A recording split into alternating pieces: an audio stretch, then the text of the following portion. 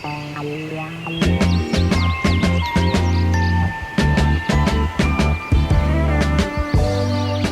I'm Melaney. And I'm Cory. And welcome to Love 'em and Lead 'em. Lessons and laughs with the ladies of Dog Training Camp USA. In this podcast, you'll take away proven and practical dog training advice with plenty of stories and laughs along the way. Join us as we share our experience from the kennel and from life.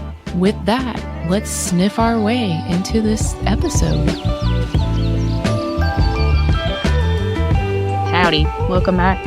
Okay, so can we talk about this for a second?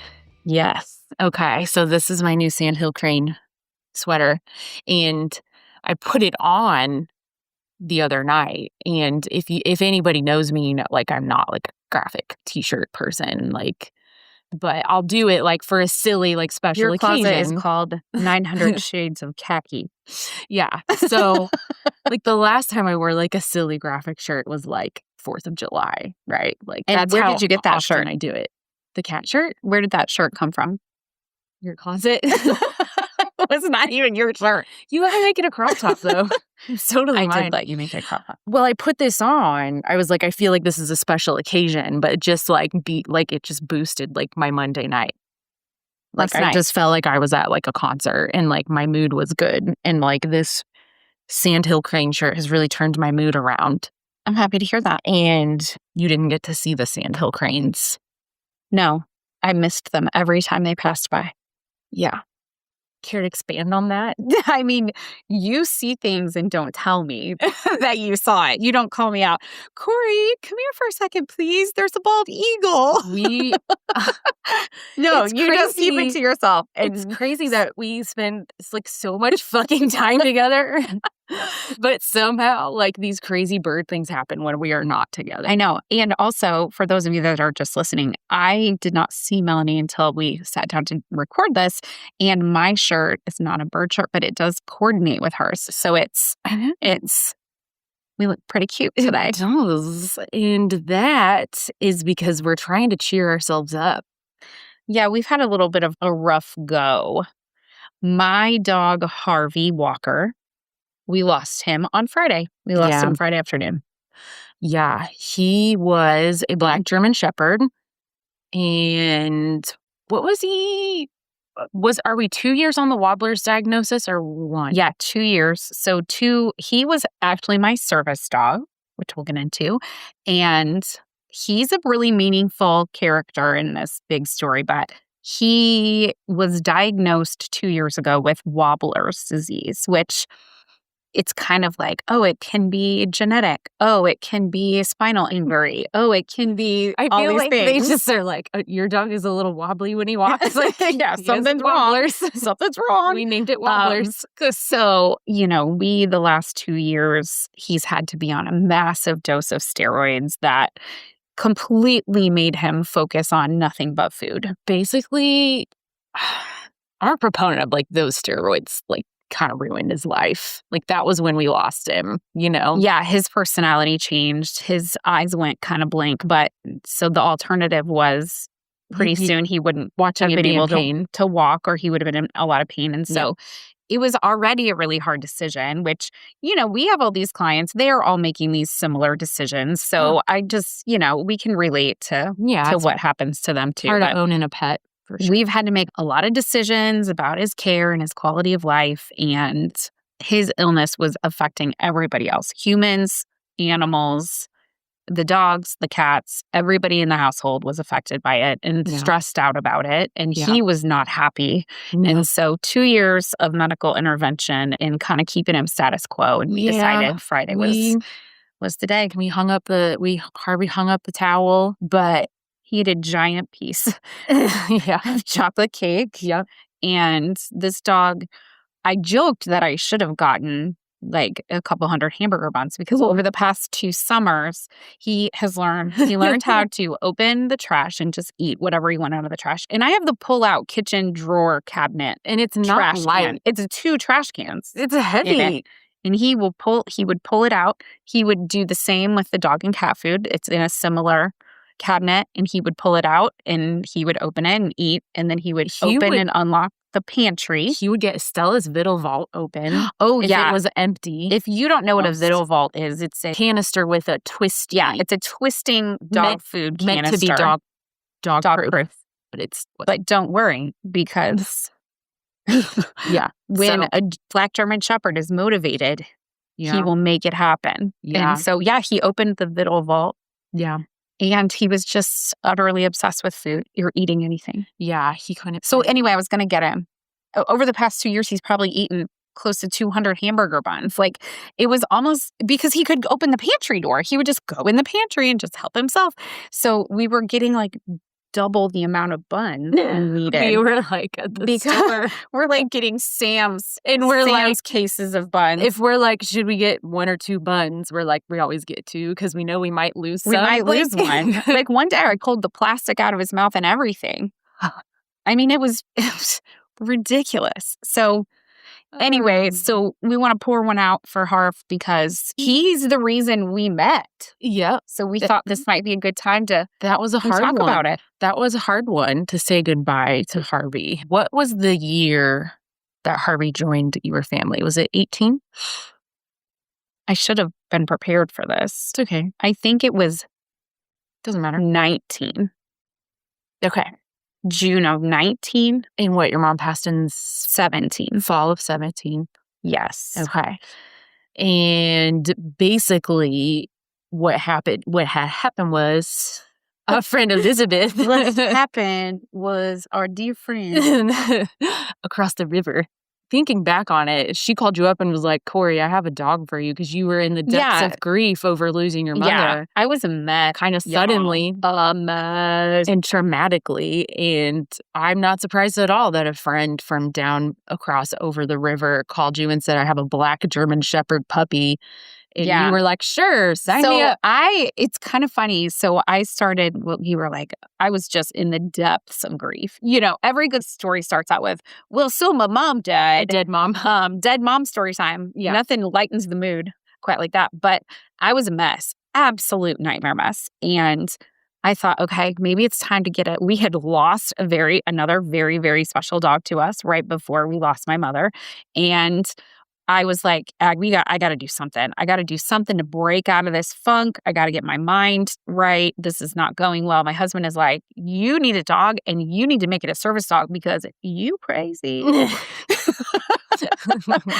So maybe it can fix you. Maybe that will do. Maybe that will help. Nothing else. Fix your brain. So I started looking on. My friend Elizabeth runs Southern Indiana Animal Rescue. Shout out. And I had seen her post a gray dog that was very cute and it looked pretty big. And it turns out it was a Cane Corso, female. And I said, Elizabeth, tell me about this dog. And she replied, oh, you don't want this dog. No. He literally was like, oh, no, girl, you don't want this dog. Then I guess Harvey was, I mean, on the spectrum of pain in the ass. Jeez. So she promptly sends me a picture of the top of her desk. We'll have to post the picture. Oh, yeah. So that you guys can see it. Harvey with a Black German Shepherd with gigantic paws and even bigger ears looking at her over her desk. And I was like, oh, he's really cute. Oh, he was so cute. And so we decided we would meet up and the whole family met up and we took him home and we were going to try him out, see if it worked. You never have just tried an animal out. That didn't happen. So then he stayed with us. Unless it was Mildred. We tried her out, but... Oh, Mildred. A tiny chihuahua that wandered up into the woods. We found her. So that's how Harvey came to us and why. He was a grief dog. And I talk a lot about grief dogs because I thought naively, probably, now that I know what I know, it is naively, I thought, oh, a grief dog, that sounds like a great idea. It will comfort me and it will be my best friend and always love me. And when I'm very sad, he will know it and he will come do, caring and loving things. Nope. In actuality, he didn't do any of those things. He was the biggest pain in the ass ever born. And he was a bad boy. completely changed my attitude, my mental health, and all of the things that I was looking for a change in.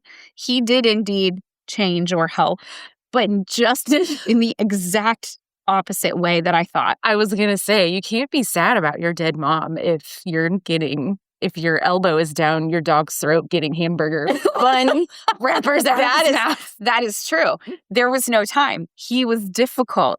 He was adorable and funny, and he was such a good boy, but he was difficult. It was like, why should I listen to you? You want me to do what? What now? Yeah. And it was not very long that I knew that I needed some help. So what turned out to be, I thought he was going to comfort me, really was just a giant distraction / project, which is what actually brought me kind of back to life. A distraction project. Yeah, I mean, by the time I got there, because we had never met, and she has this pain in the ass dog. I mean, yeah, by the time I got there, you were like a pile of just grief, like melted on the floor with this dog, this big giant black dog. And you're like, see, he's really such a good boy. And I was crying. Yeah. And all the things. So at the time I had just gotten out of the Army and was like, well, I'll make a go of this dog training. You told me, you said, I don't know how to do anything else. I don't know how to do anything else, right? I don't have any other life skills. I mean, I was like 23, I was 24, I was a baby. And so I get a call from Cory. At the time, I'm like, I don't have a kennel yet, but I was doing a lot of private lessons around town, Louisville. And so my phone rings and it's Cory. And she's like, I've been searching, I've been Googling and you just popped up. Like, how long have you been around? Oh, yeah. I had been Googling for a long time. Yeah. I even went and did consults with 2 other trainers. Yeah. I was like, oh, I've been here. Just Google probably just didn't show me to you, but I'm here. And it was probably the day you uploaded your website. No, I had been, that's why it was a weird thing. Cause like I'd been around a minute over, let's see, I was well over a year established by the time you called me. I hadn't done that many service dogs. I was still getting my feet wet. And you're like, I have this service dog thing. When you told me how old he was and what his breed was, I was like, yeah, I'll come take a look at him. Yeah. My husband was like, you better get your shit together. And if this is what's going to do it, then do it. Because you're unwell. See, all this time, we thought we had Harvey to thank for us becoming business partners, but really it's Dave. Dave will never listen. No, to us, he by won't the way. listen to us, for sure. So I won't say nice things about it. It's kind of both. I know. And I came over and you were crying and I was very uncomfortable. And then you made me take a picture with him. Oh, and you wrote me a check in pink, like gel ink, and then my bank wouldn't deposit it. And I was like, this lady is a fucking pain in the ass. And she's very emotional. And I was like, at the time, still kind of a little bit emotionally stunted and like... I was a cop before that. So the only time I was going into people's houses and they were crying was like they were having a terrible day, right? Like an emergency or blood or some such nonsense. Triggered. Anyways, so we took Harvey in. I was like, I think I can help you. He looks fine. He looked fine to me. He was very cute. Temperament seemed okay. I didn't know what the hell I was doing. You wrote me a check out the door. I was like, see you in a couple weeks. The thing that we didn't mention yet is that... Oh, yeah. So all of these Google searches that I had done, like I said, I even went and talked to some other trainers and I just didn't get the feeling. Like I was like, this is not it. I'm not pulling the trigger. This is not it. Yeah. And so when I found you, it said on your About Me page that you were from Springfield, Illinois. When I called and talked to you, I totally skipped over this part. I know. At the very end of the conversation, I wanted to see if I liked you first. And so then at the very end of the conversation, we had set up our appointment and everything. And I said, oh, yeah. I did notice something I wanted to ask you about. It says on your website that you're from Springfield. And you said, yeah. And why? And I said, well, because I'm from a small town just outside of Springfield. And you asked me what town, and I told you. And it was like a record scratch. Yeah. Because we were from the exact same little tiny town and went to the same high school 16 years apart. and knew the same people and lived about 2 miles from each other our whole lives. Yep. Real weird. And Real so weird. So by the time I got to your house, I was already feeling super fucking weird about everything. Yeah, I was going to say, you were yeah. already like skeeved out about it because it was not normal. No, I mean, Like, we had our all the town same. We had all the same teachers. We knew all the same people. Our town had like one stoplight. Yeah. Okay. Yeah.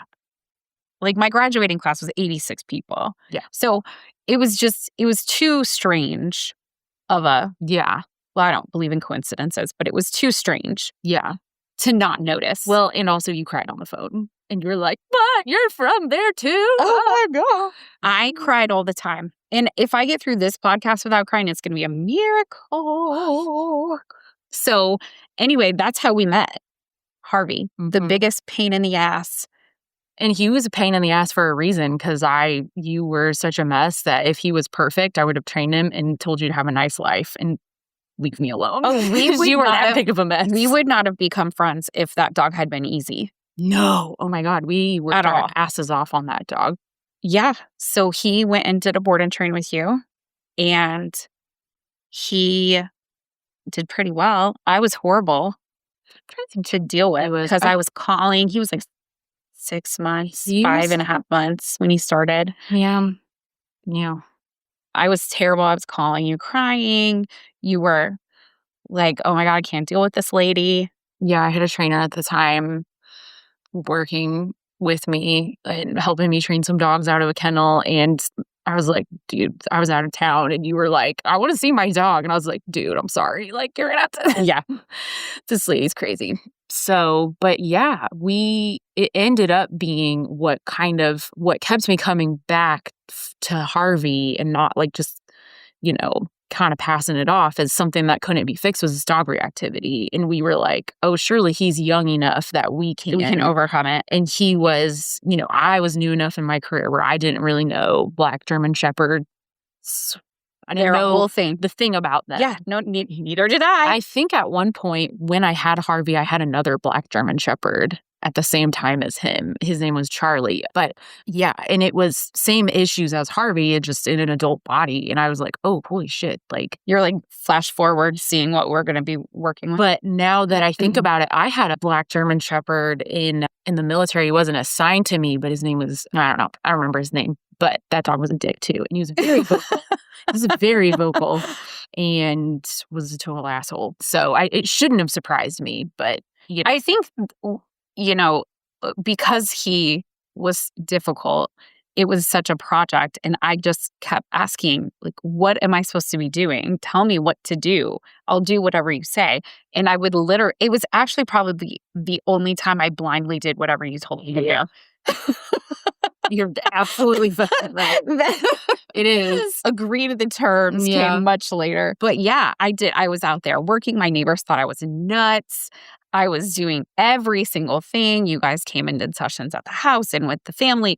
And then we took the show on the road. So his walking was great. He was great with the kids. He was great with all the other animals. I had a miniature dachshund at the time. He was fine with her. He was great with the cats. He noticed when I was getting anxiety. We taught him to like alert and then taught him some deep pressure things, some how to stand in stores and things like that. And he did really well. So he always could execute the tasks that he was supposed to be doing to help me with my PTSD. But if we saw another dog, he lost his mind. Yeah, and we couldn't get him back. And what we did. It was extremely rough. So it was something that we just kept trying one thing after another thing after another thing. And in the meantime, I was working him because he was doing a great job. Yeah, I mean, part of our plan was, we were like, you just got to avoid him and get, we kind of had a plan of what would happen if you were out and about and you came across a dog. But I mean, for the most part, he was helping you so much that it was worth it, I think. Until you got dragged across a couple parking lots because he also just like kept getting fucking and bigger. That's the other thing. Gianter. He ended up like at his highest weight and he was never fat. No. He was 110 pounds. I was so big. So I'm like, what is happening? He was like, Honey, I Shrunk the Kids. Like when the kids grow back up. Yes. Like that's a really old movie, but it was like, zoop. Yeah, he's huge. He just kept getting bigger and bigger. So you and I started spending. I mean, we were meeting so often because he was such a dick, like parks, and I'll go find other dogs. And, you know, eventually along the way, I opened a kennel. So he came down to the kennel a ton and we worked him there. You know, we worked the piss out of that dog. We took him every single park in this whole town a million times. So we were pretty frustrated with him. But it comes back to that like mental health part too. Like I remember that day that we met, you were like, I have this thing from when my mom passed. It's called PTSD.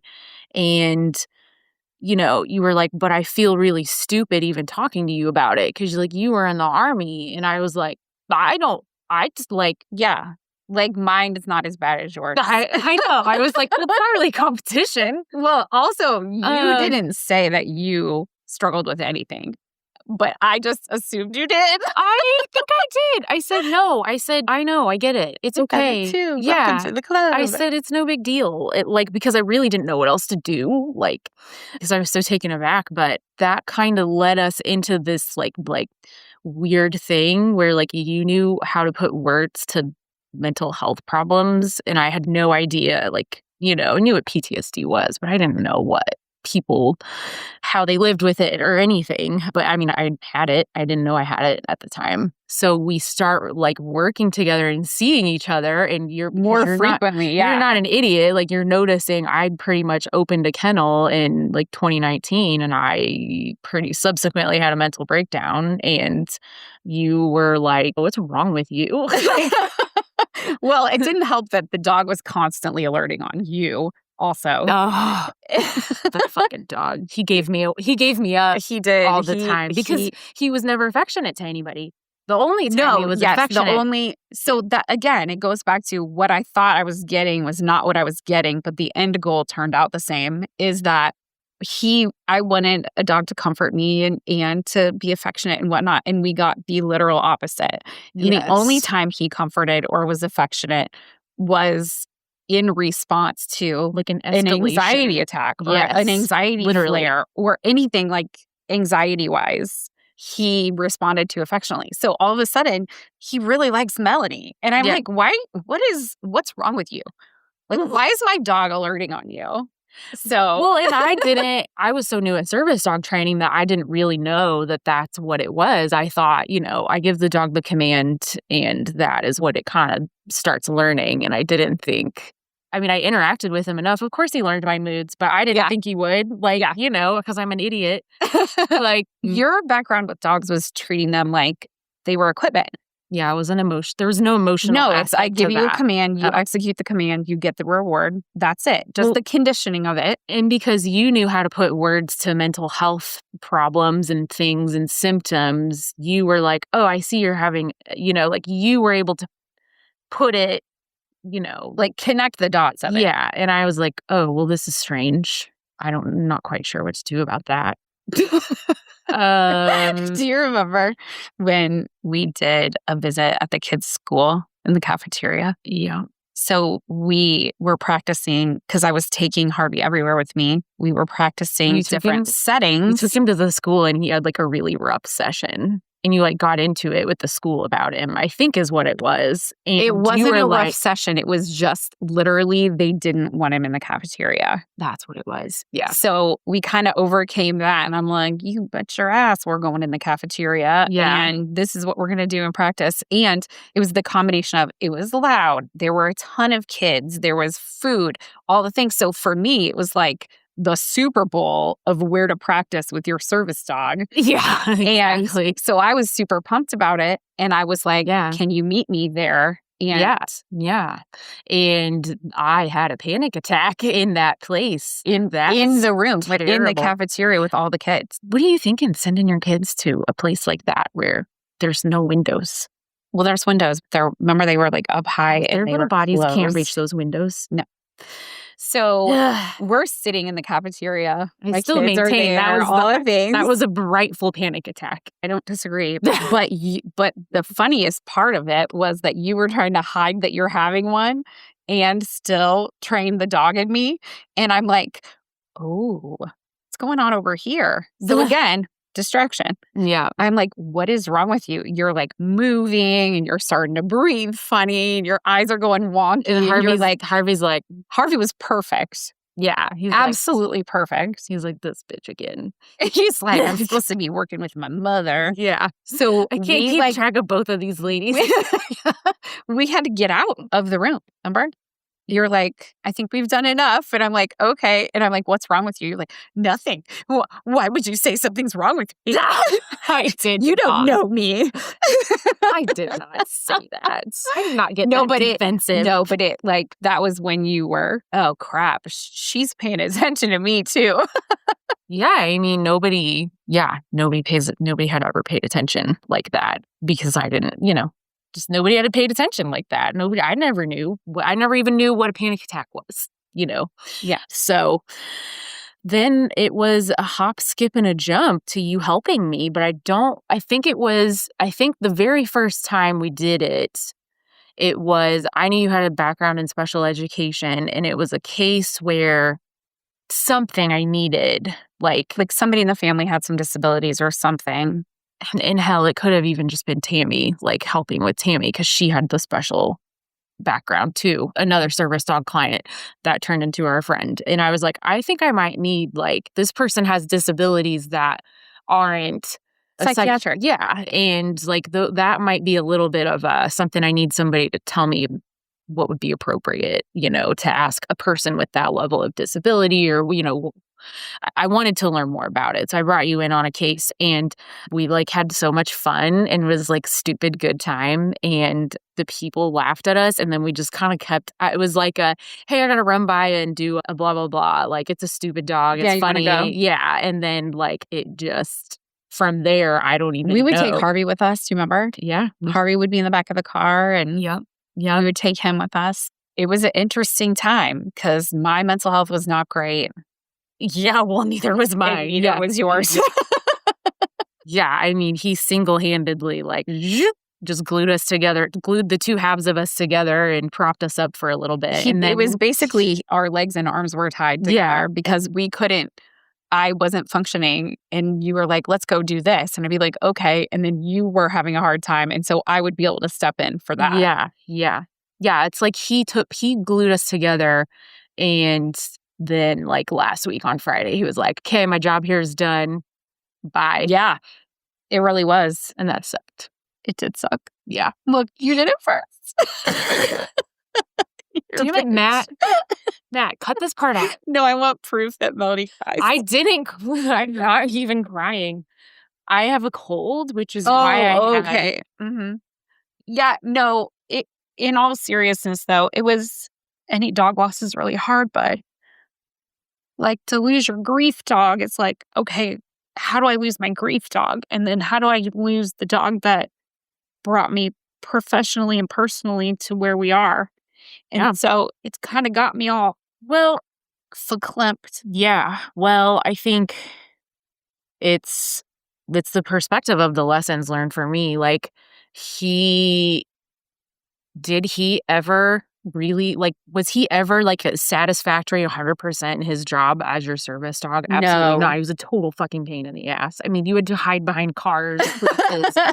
I mean, he did his job, but it was still in my book of I'm thinking about military dogs where it's pretty black and white. They either do the thing or they don't. They pass or fail, on these evaluations and stuff. I mean, that's why I kept meeting you because I was not happy. I was not happy that nothing I was doing was working and fixing this fucking dog. And, I wanted to see it through and fix it. And I learned the lesson of you can't fix it all. And I was super hard on myself when I was a new trainer. I thought I had to change that behavior and it doesn't honor the dog's breed. It doesn't always honor what's best for the dog. Harvey got to retire from a service dog and he lived some pretty awesome, happy retirement years. Once we stopped trying to make him be this thing that he probably, like, in the first place wasn't supposed to be. I think I was going to say square peg in a round hole. Literally. And that's one thing that the two of us have both learned dog-wise is they're independent creatures. Yeah. They have likes, they have dislikes, they have emotions, they have breed tendencies. Their genetics play a giant role, and not every dog is cut out for it. Yeah. And it's something that now when we talk to clients, you and I have such intimate knowledge of and frustration with.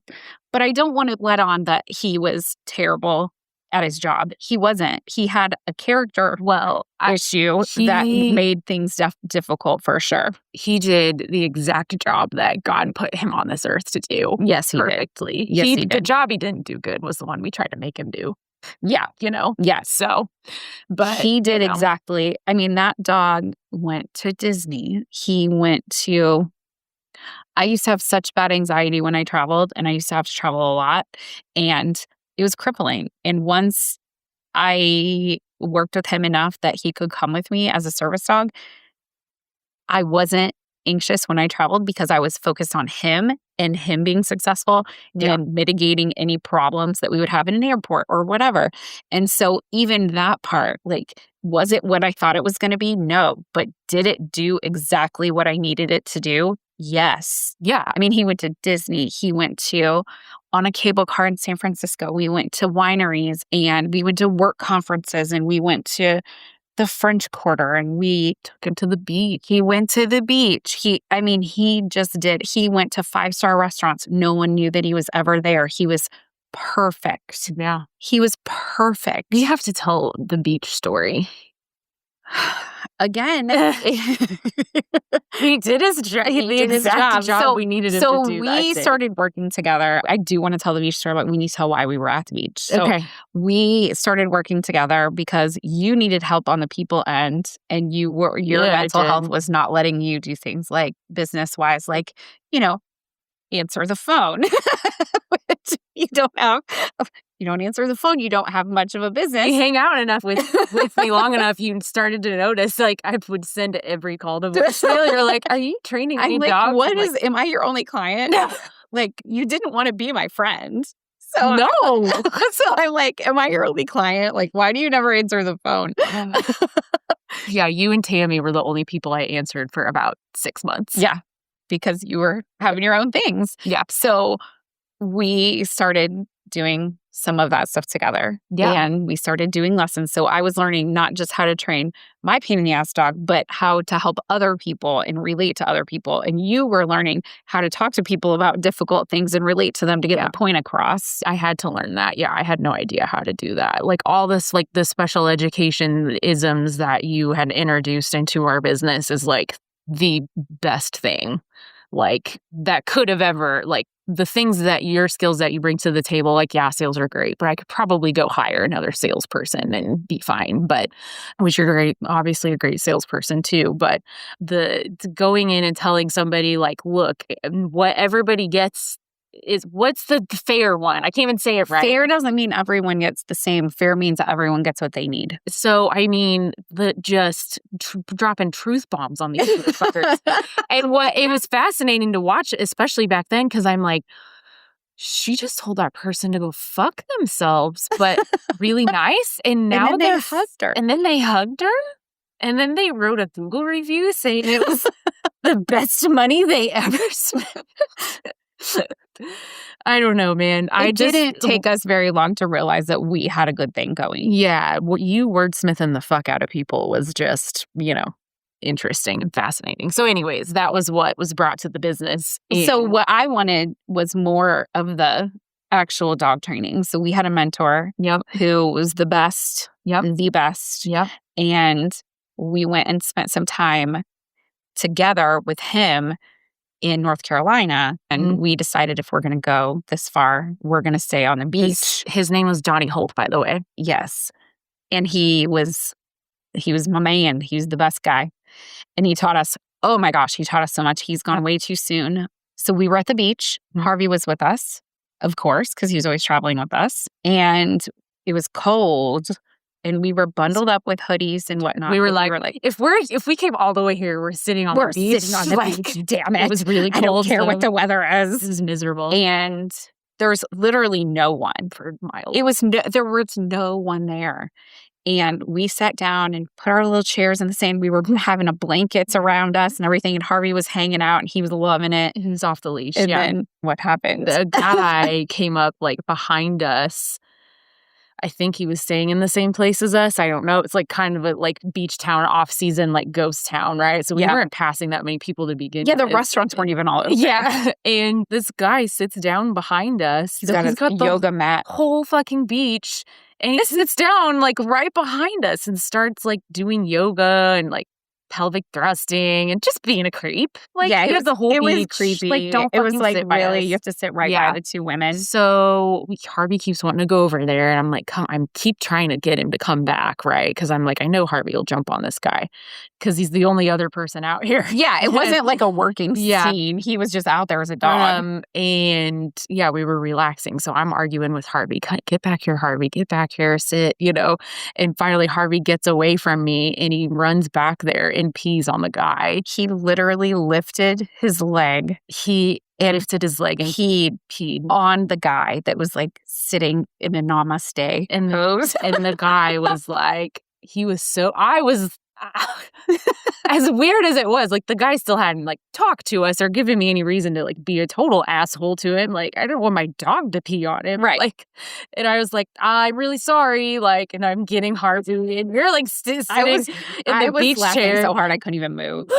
I was hysterically laughing. And I grabbed him, and the guy rolled up his beach towel and walked further down the beach. And I was like, oh, thanks, Harv. Like, I mean, it also comes down to trust your dog. Like, he didn't want that guy there. Exactly. He did not want that guy there. He thought it was weird, and we thought it was weird, and he was getting the vibe from us too. And so he's like, he would never hurt a fly. Not even a literal fly. The dog would not hurt. And so I knew it wasn't any risk safety-wise for him to go up to a guy. And so he ran up on him and peed. Yeah. He was a very scary dog. Yeah. Looking dog. But he was not scary. And oh my gosh, he peed on a guy. He peed on the guy. So those were the days, man. That was like our buddy, and we were a fucking mess, and we were driving around and going into people's houses, and it was a wild time. So that dog taught both of us a lot, and he taught us different things, and he's the reason that we met. Yep. And he's the reason we have some views on training and some practice in different scenarios and situations. And he's the reason that we can empathize with people so much and sympathize with them so much about these problems of dog reactivity, and how we know so much about managing and working service dogs as opposed to just how you applied your working dogs very differently to how I utilized dogs. He was a good dude. He was the best. Even like the day before we put him down and he like succumbed to this crazy illness, I was having a hard time and he alerted on me. So yeah, damn dogs, man. He was blinded by food. Yeah. Unless there was an anxiety attack or a flare up, and then he was right on it. Yeah. So Harvey, those meds that, we really got, if we're going to go on this kind of depressing on this episode, we might as well turn the topic to just like when it's time to euthanize. Like, that's something we have to talk to so many people about. It was so hard because quality of life he was affecting everyone in the whole house, humans, animals, everybody. And at the end of the day, he wasn't happy. He had a one-track mind for food. He had a very hard time getting around. He couldn't play anymore. He could walk down the driveway, but getting back took a long time. Yeah. He couldn't interact with his brother the way he wanted to. He couldn't do the things he always loved.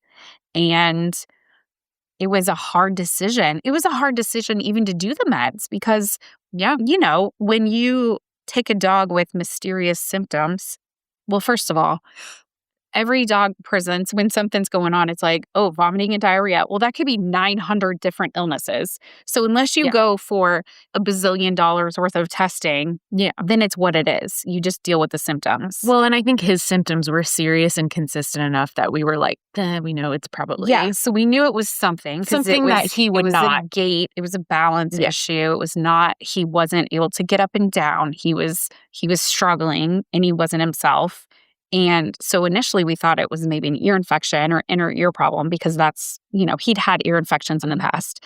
And when that wasn't the case, we went to some more advanced veterinary places. And basically we were told he either has this, which is cancer, or this, which is Wobbler's disease. So I start researching, and for cancer, obviously, is chemo.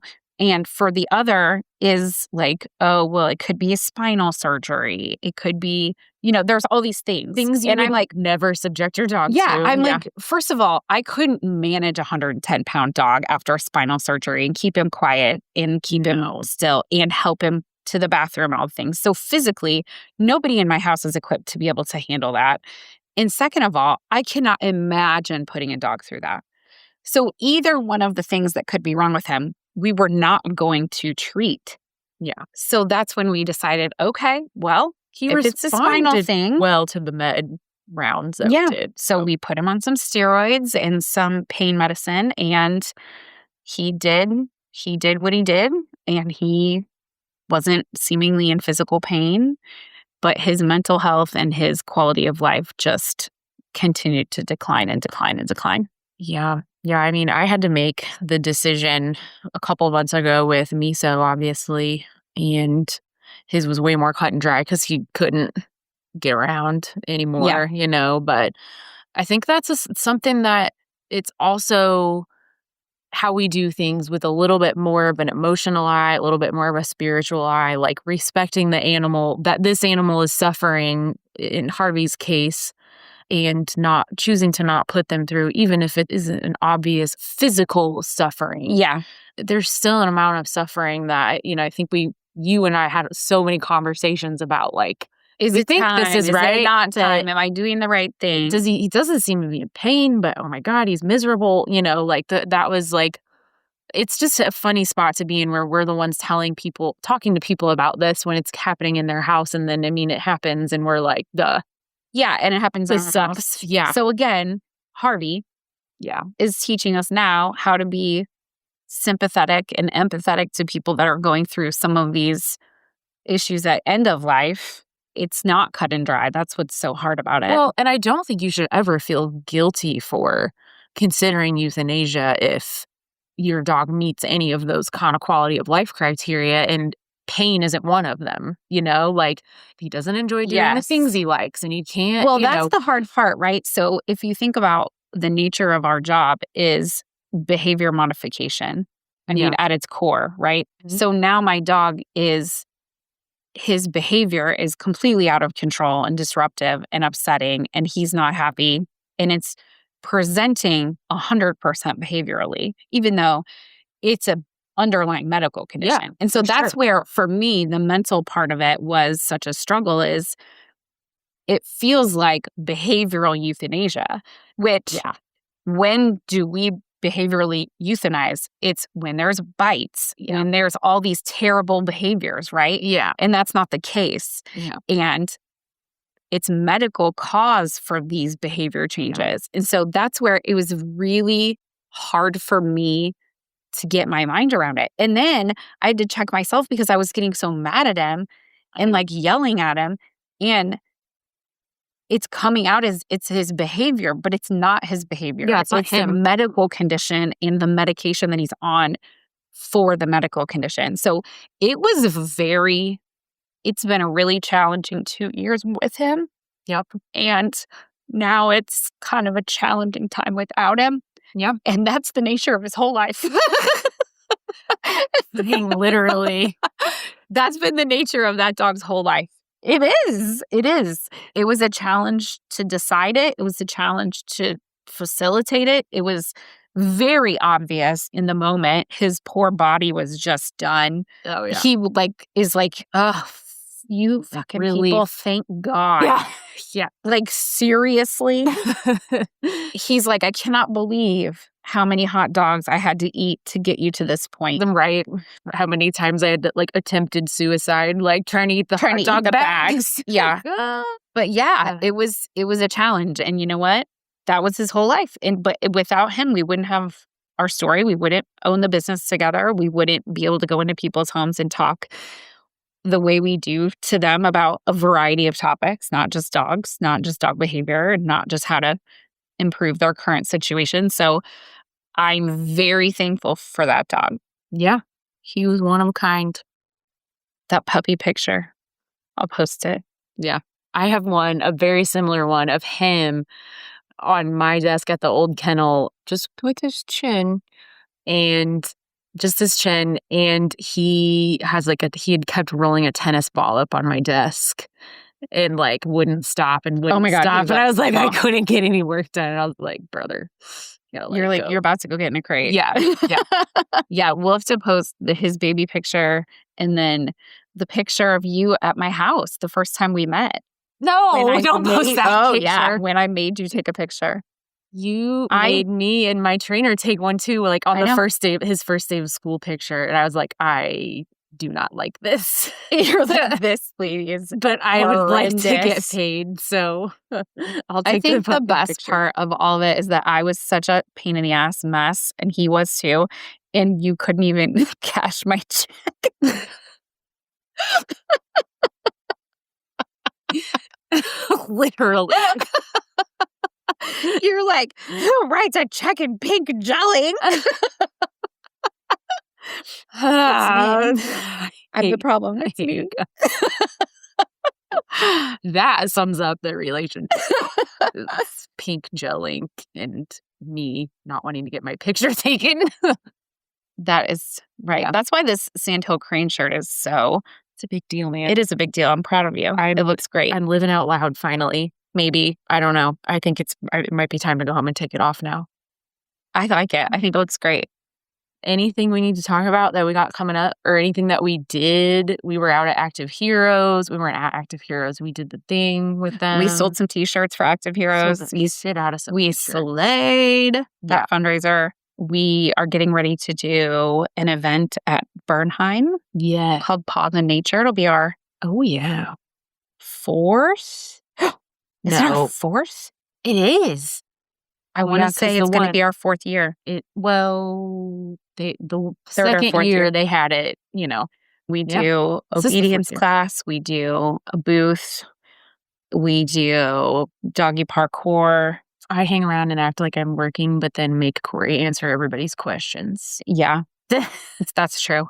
And we always have a good time. I love seeing clients come out to Bernheim to see us. We always get to take tons of pictures, and it's nice outreach for us. It is. We love Bernheim, and I'm sure that we'll be doing a little bird watching while we're there. Say less. Bernheim, that's about it. We got group class coming up, and we love that. And yeah. All right. Well, Till next time. Thanks for listening to this episode of Love 'Em and Lead 'Em. If you want to hear more, be sure to check us out every other week on Spotify, Apple, iHeart, or wherever you get your podcasts. Please be sure to follow us on Instagram at Dog Training Camp USA Louisville and check out our website at dogtrainingcamplouisville.com for more information on our training and other services. If you need help with your dog, don't hesitate to reach out. You can find our contact details in the show notes. We'll smell you later.